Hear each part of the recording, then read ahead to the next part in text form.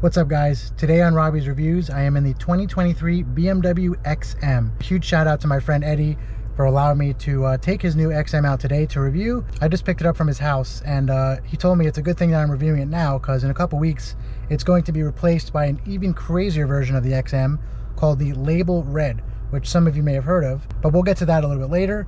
Right now, we're gonna step outside, check out the exterior of the XM, and also go through the interior, drive it around, and see if it's worthy of wearing that iconic M badge. But before that, I'm sure you guys want to hear what this thing sounds like. As some of you guys might know, it is a plug-in hybrid or PHEV, and it does have the same 4.4 liter twin turbo V8 that M cars have had for years that we all know and love. It's paired to the usual ZF 8-speed transmission, and I'll get to how it drives in a little bit when I actually do the driving segment of this review. I will say that dynamically, it doesn't feel like other M cars I've driven, mostly because of its weight. Now, even though it's a full-size SUV, it comes in at around 6,000 pound curb weight. It's due to like the batteries, the electric motors, the hybrid system, the big 4.4 liter twin turbo V8, the all-wheel drive system, the MX drive. And with that, the BMW M engineers had to design more powerful active anti-roll bars and stabilization bars and all this, and active engine mounts. And it doesn't have air suspension. It's got coil springs, adaptive dampers, just like the M5 and the X5M and all that. And it definitely does a good job at managing its weight, but like I said, we'll talk more about that when we do the driving segment. But right now I'm going to give you guys a couple sound clips, hear what this thing sounds like. So you have that M digital gauge cluster. I'm going to do a little rev with the windows up first. You do get some pops and burbles. Some of the sound is pumped in through the interior, or most of it I should say, through this amazing optional Bowers & Wilkins sound system. And let's run on the windows real quick. Look out the back windows. Everything's dual pane, one touch. The sound or acoustic glass. All right, let's give it a couple more revs.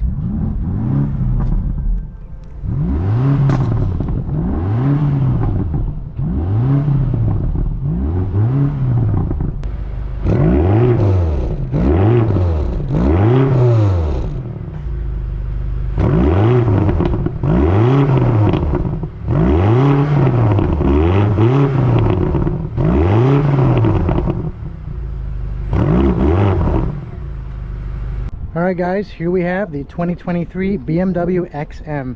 This example is finished in the lovely new Toronto red, and it's got this like light champagne gold polished wheels here. I believe they're 23s, yep.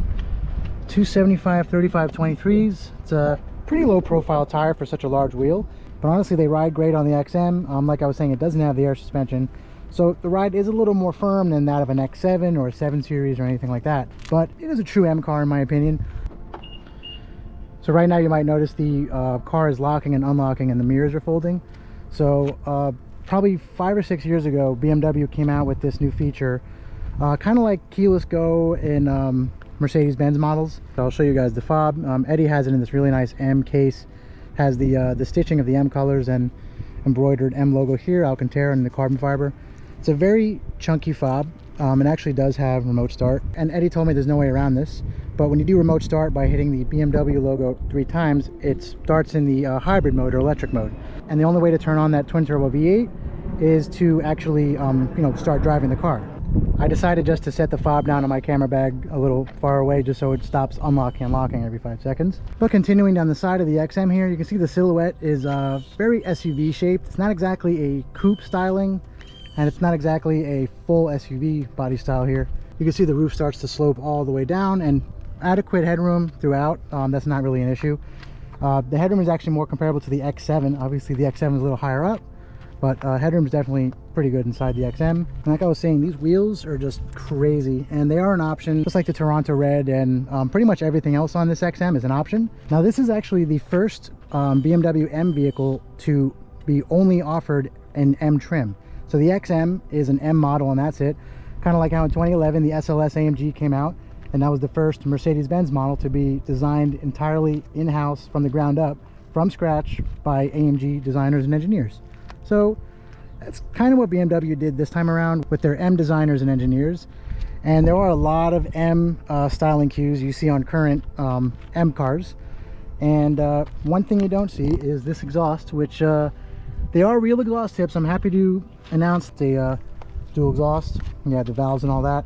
And something I just noticed, which I think is paying homage to the BMW M1, which is their supercar from the 80s. You actually have the XM badge here, which they're definitely, I can see where they're going with this. There's no BMW badge. Eddie didn't debadge that. They're just trying to make this its own vehicle, own brand. Like M is a brand, it's a sub-brand of BMW. And I really like just how premium this badge looks. XM, I mean, it's very cool. The placement, kind of weird.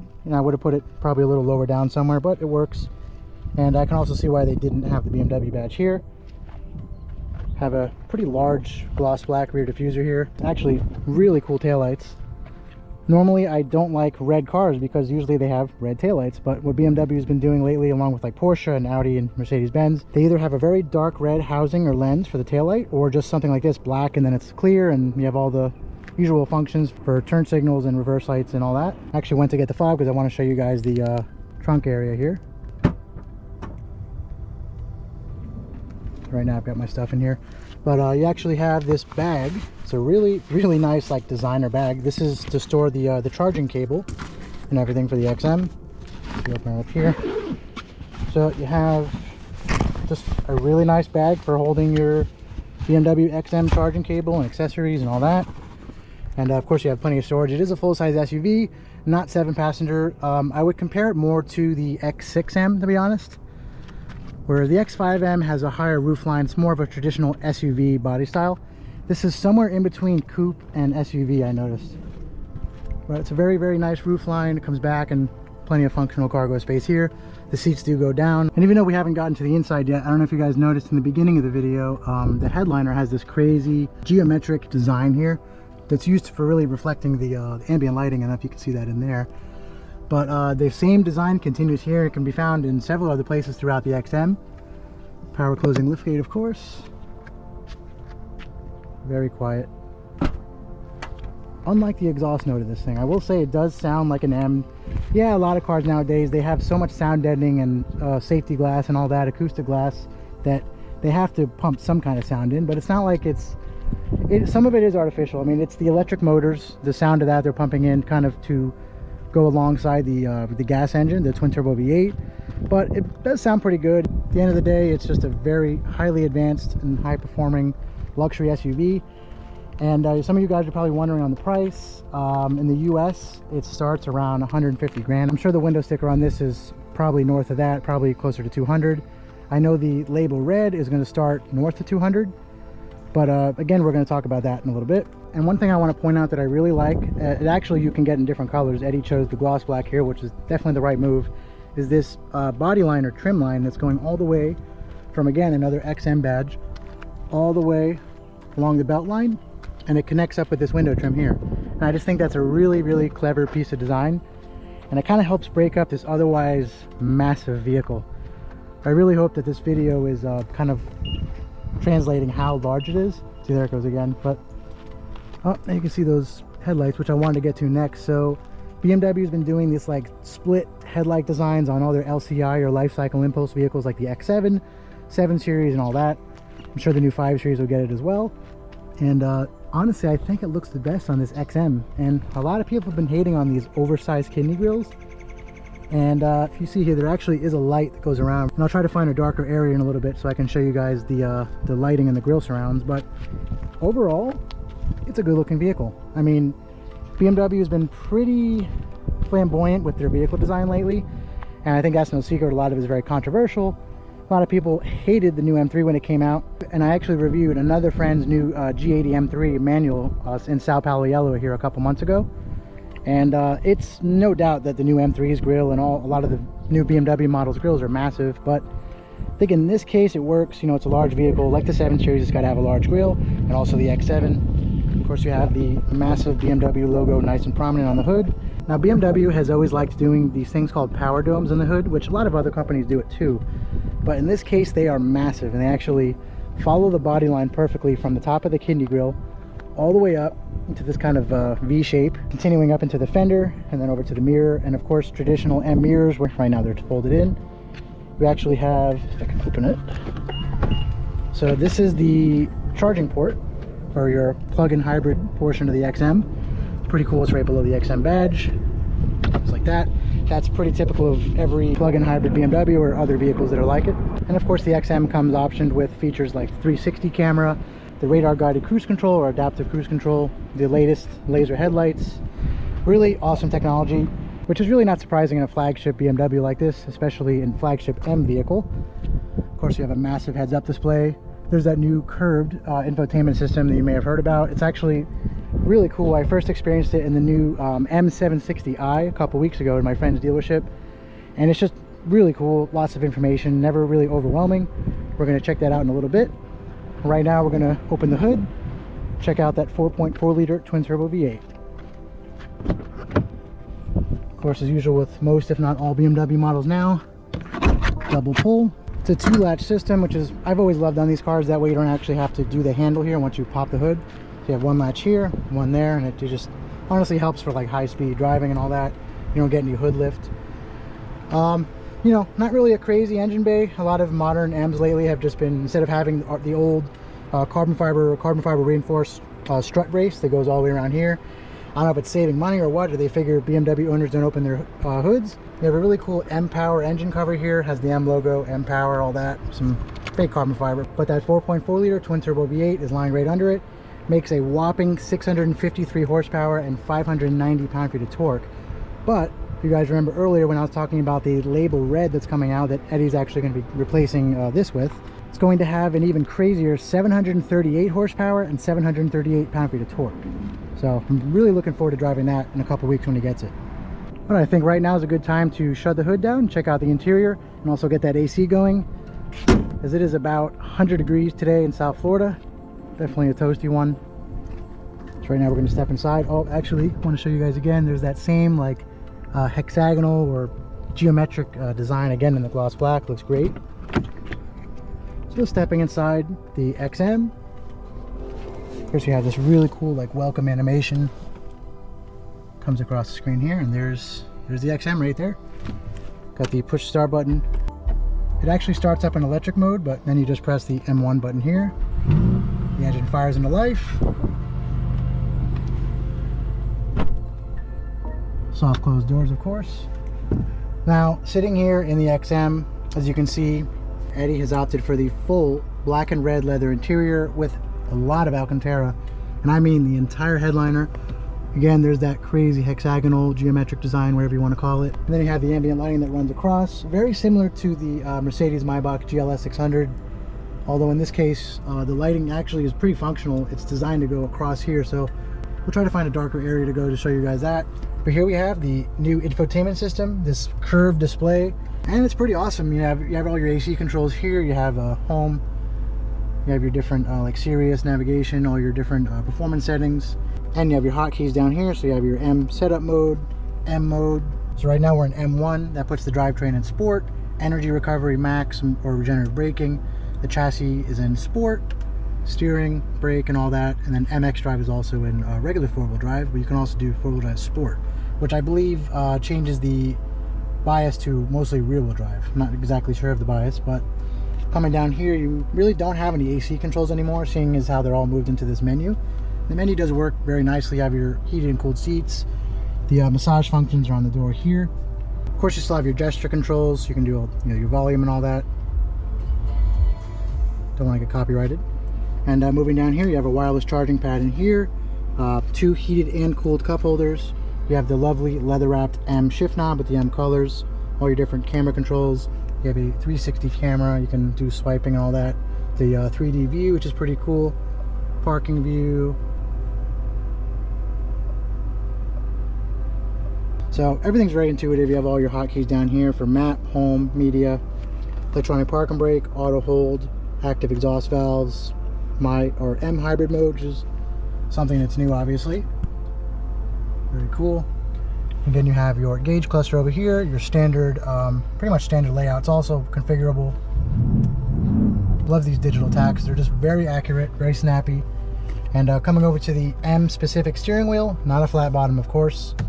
You have the M logo, all the M contrast stitching, BMW logo, of course. That is really the only place other than the hood that I've noticed it, and the wheels. You also have these very cool carbon fiber shift paddles with the plus and the minus kind of cut out here and outlined in red. You have your M1 and M2 buttons. all your adaptive cruise control and all that, headlight controls. And now I don't want to say it's very crazy or over the top in here, and you know, not that it's not a very nice place, or you know, it's certainly a very expensive car, it drives nice, it's well insulated, but I do feel very familiar in here. It's a very, you know, it's a very familiar place. It's definitely a BMW interior. Everything's where I'm used to it being.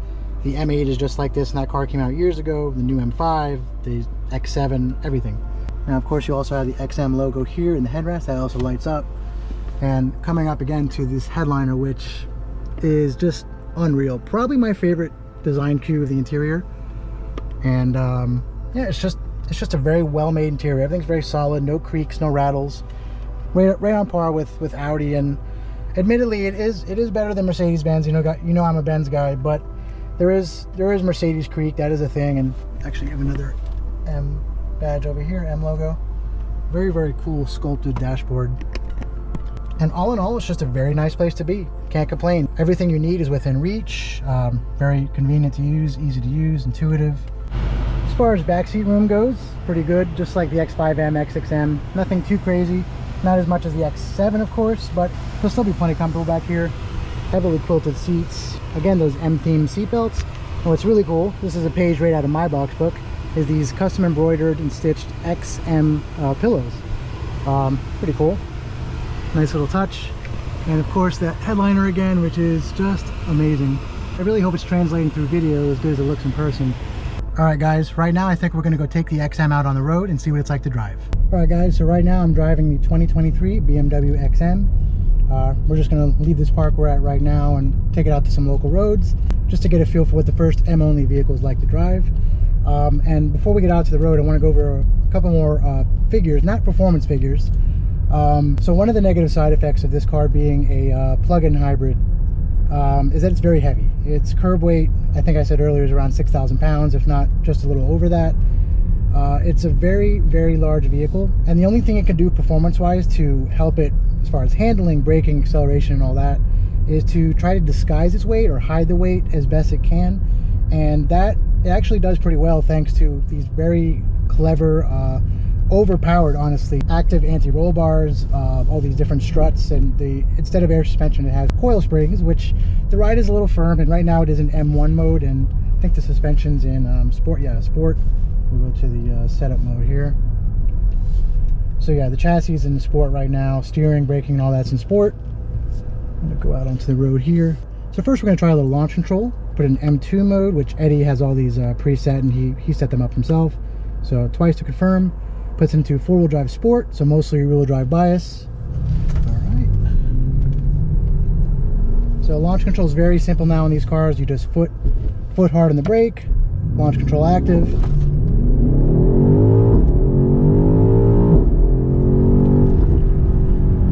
So it's not slow. I think the 0 to 60 is claimed by BMW to be like 4.1 seconds. Is that faster than the X5M competition or comparable models like the GLE 63S Coupe or the Porsche Cayenne Turbo GT Coupe? No, those vehicles actually make kind of the same power that this does and are a lot lighter. And one of my complaints about this vehicle is that the 4.4 liter twin turbo V8 in the most powerful M5 there is, the M5 CS, makes around 630 horsepower. So the engine alone in this car makes right around that, like 590, 600. You think adding some batteries and electric motors would put it up to like 750, 800 horsepower. No, I actually have a feeling that BMW purposely held it back because they knew that they were going to make the label red. And everything's marketing, everything's sales. At the end of the day, they're out to sell cars and profit, you know, so they have to make different models. And while this is a special M-only vehicle, and it's a very expensive one, it's actually currently the most expensive BMW on sale in the North American market, as well as the heaviest and the most powerful. So yeah, lots of big figures and all that. It's great. Like I was saying before, it's a very familiar place. I feel like I'm driving a really big M5, honestly. It's not as dynamic. Obviously the M5 competition is amazing dynamically. It's a true super saloon that can keep up with supercars. However, the XM is, for what it's worth, it's just a very, very cool toy. Would it be a great daily driver? I don't know. I'll ask Eddie about that one. The ride is pretty firm. Sound deadening is great. I mean, everything's very solid. As rough as the ride, you know, is on this road right now, there's no rattles, there's no squeaks or creaks or anything like that. It takes a lot to upset the chassis of this vehicle. Like I was saying, with its weight management, it's pretty effortless. As far as acceleration goes, plenty of get up and go. It's not a slouch by any means. Got plenty of passing power, and it can get out of its own way. I just can't help feeling that it could be, you know, actually a lot quicker than it is, which again, I want to hold all my reservations because that's what the label red's going to be. And like I was saying, Eddie's getting that in a couple weeks, and my mind will still be fresh from driving this, so it'll be pretty cool to compare the two vehicles. Just driving the XM around town right now. It's very comfortable, very quiet. Don't want to get a copyright, but the Bowers & Wilkins system sounds amazing. And I'm loving this red interior. I'm a sucker for red guts. And like I said, this headliner is just awesome with the ambient lighting. It's got all the usual ambient lighting. It's got the auto brake hold. Let's give a little gas here. Yeah, it's not slow. I can't help feeling that in the, I'm actually in the most aggressive mode too. The transmission does this little kick. Only in like Sport Plus, and you can feel it. I'm sure that's just there just for an extra dramatic effect, but I can't quite put my finger on it, but maybe it's the hybrid system or just the weight of the vehicle, but the ZF 8-speed transmission actually feels a little more sluggish than in an X5M or X6M, and I haven't driven the LCI X5Ms yet. I'm assuming they have the same transmission as this, even though they're non-hybrid vehicles. It's probably the same software, could be different gearing, who knows. Maybe it's just in my head, maybe it is just because of the weight of the vehicle. Now I really am just nitpicking. The XM is an amazing vehicle to drive. There's no shortage of luxury features, technology, creature comforts, all that. Got the full color reconfigurable heads-up display here, giving me all the information I need. Never have to look down, or even if I do have to look down, everything's just very easy to use. This infotainment with the curved display, everything is very high definition, great colors. It's just, like I was saying, a very nice place to be. Is it worth the starting price of like 160 grand, something like that? I honestly don't know. If I had the money for this car, would I buy this car? Probably not. Like I was saying, I'm a Mercedes guy, and it wouldn't be an SUV I would choose. I'd probably get an E63 S-Wagon, something like that. You know, definitely love four doors, but never really been that big of an SUV guy. Eddie actually also has an RS7. You may have seen my delivery video we did last year of that car. Also has a brand new 992 Turbo S I'll be reviewing soon, as well as a twin turbo Audi R8. So this is kind of like his daily driver, you know, just turn off your brain, drive and go to work, or go on a road trip. So all those things the XM accomplishes very well. I think it exceeds in basically every category. It's comfortable. I'm perfectly comfortable right now. I've got the massage seats on, I've got the cooling function on, and it's a very easy vehicle to drive. Yeah, it's a big scary M-only vehicle, makes a lot of pops and crackles and bangs, but also I like to use this phrase a lot. It's got kind of a Jekyll and Hyde personality, where in the regular comfort modes, which I'm actually going to put it into right now, back into comfort, becomes a regular car. And actually right now the engine just turned off. I'm in EV mode, so totally electric, and all those snarling angry noises that twin turbo V8 up front was just making, completely gone. Very quiet. Now the loudest thing in here, other than me talking of course, is actually the air conditioning and the fans in the seats. So definitely a very comfortable, luxurious vehicle. And when you want to use all that power and you need all that performance, then it's only one button press away. Alright guys, well that should do it for my review of the 2023 BMW XM. Once again, huge thanks to my friend Eddie for allowing me to take this amazing vehicle out today to give it a review. And I'm looking forward to checking out his label red in a couple weeks when he gets that, which like I said, it's going to have a lot more power, more torque. I think around 100, 150 more horsepower and torque than this XM makes, which is already a very impressive as far as his performance figures goes. But as always guys, if you haven't already, please like this video and subscribe to my channel to stay updated on all future videos. See you next time.